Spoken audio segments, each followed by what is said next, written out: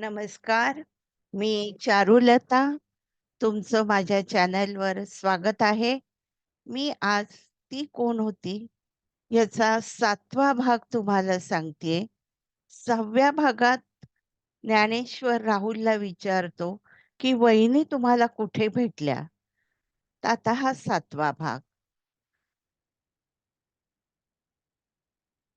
राहुल म्हणाला, "अरे काय झालं?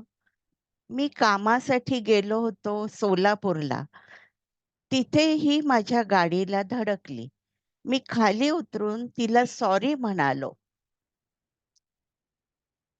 पण ती कांगावा करायला लागली. माझ्याशी भांडायला लागली, रडायला लागली. तिचं रडणं बघून आजूबाजूला जमलेले लोक तिच्या बाजूने बोलायला लागले.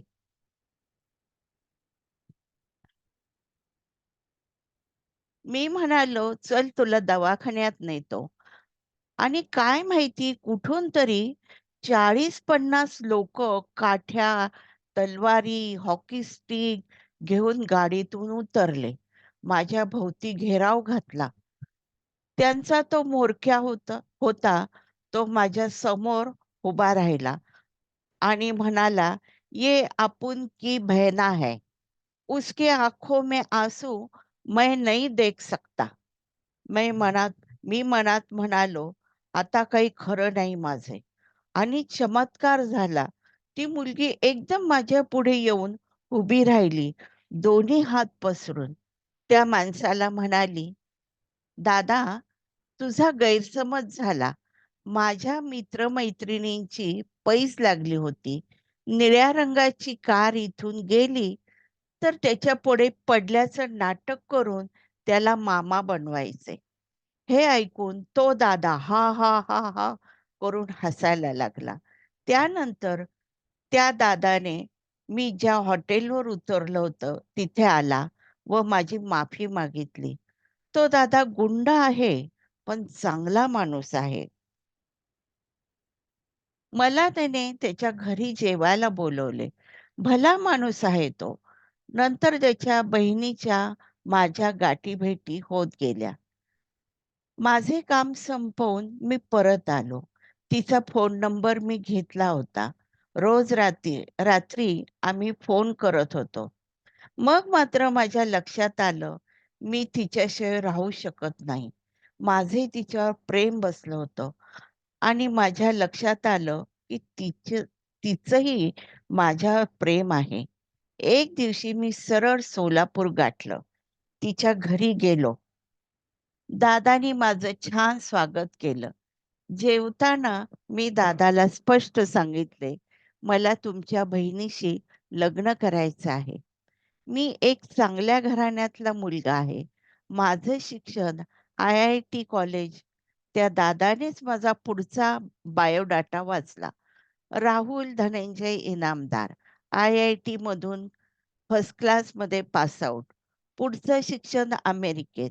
वडिलांनी आणि काकांनी सुरू केलेली कंपनी आता तू सांभाळतो.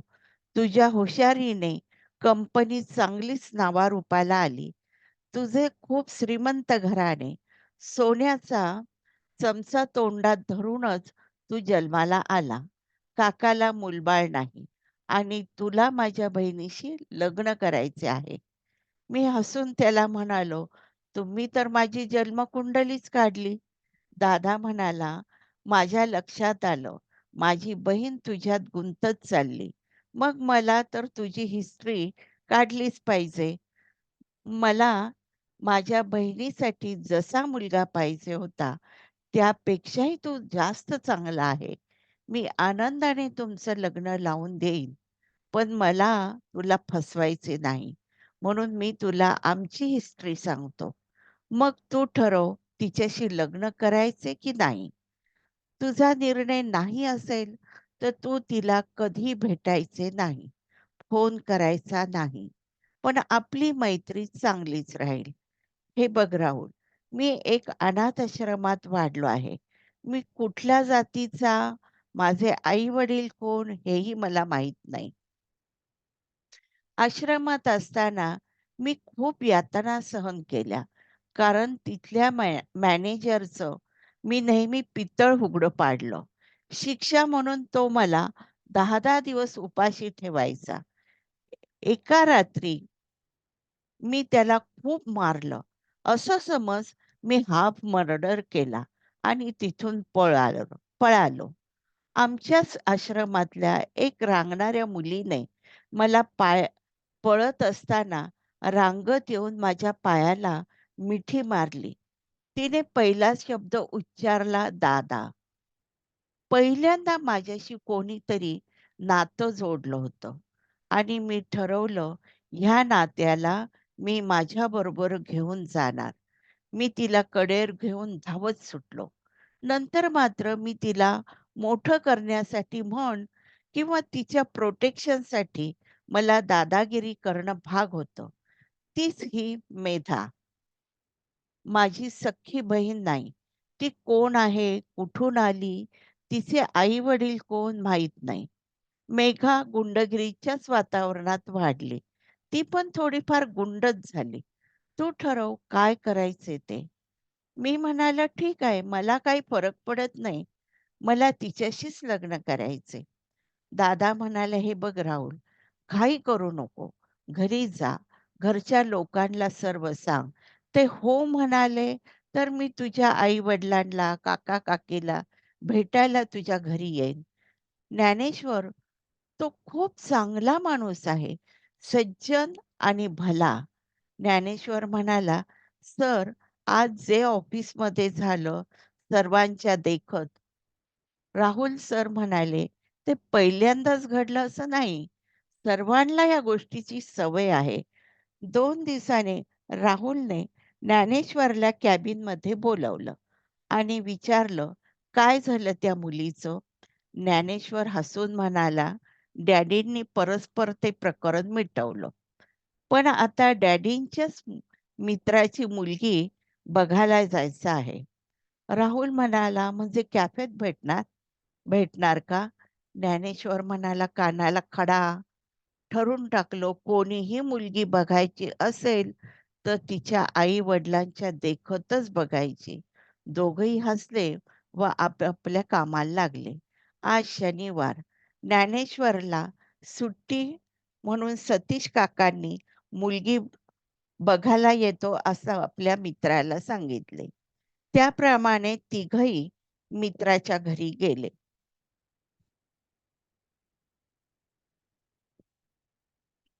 इकडच्या तिकडच्या गप्पा झाल्या.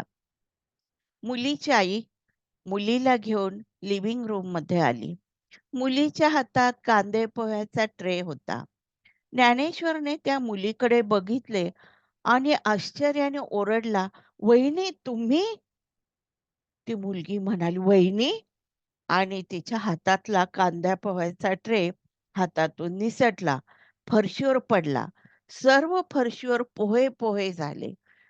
प्लेट फुटलेल्या पोहे काचा फरशीवर झाल्या. सतीशने ज्ञानेश्वरच्या खांद्यावर हात ठेवून म्हणाले, "ज्ञानेश्वर काय बोलतोय? भानावर ये. हिचं नाव मेखला आहे." ज्ञानेश्वर म्हणाला, "नाही डॅडी, ही मेधा वहिनी आहे. राहुल सरांची मिसेस." मेखलाकडे बघून म्हणाला, "हो ना, राहुल सरांची बायको आहे ना? मला त्रास का देतेस?" ज्ञानेश्वरचा अवतार बघून मेखला रडवेली झाली. बाबा म्हणून तिच्या वडिलांच्या गळ्यात पडली. सतीश काकांच्या मनात आलं, ज्ञानेश्वरला डॉक्टरची गरज आहे. सगळीकडे अडगावची मुलगी दिसते.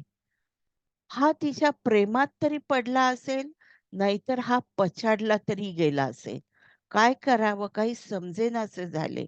ते दोन्ही हाताने डोकं धरून मटकन खाली बसले.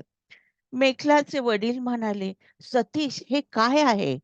सतीश म्हणाले, "ज्ञानेश काय प्रॉब्लेम आहे?"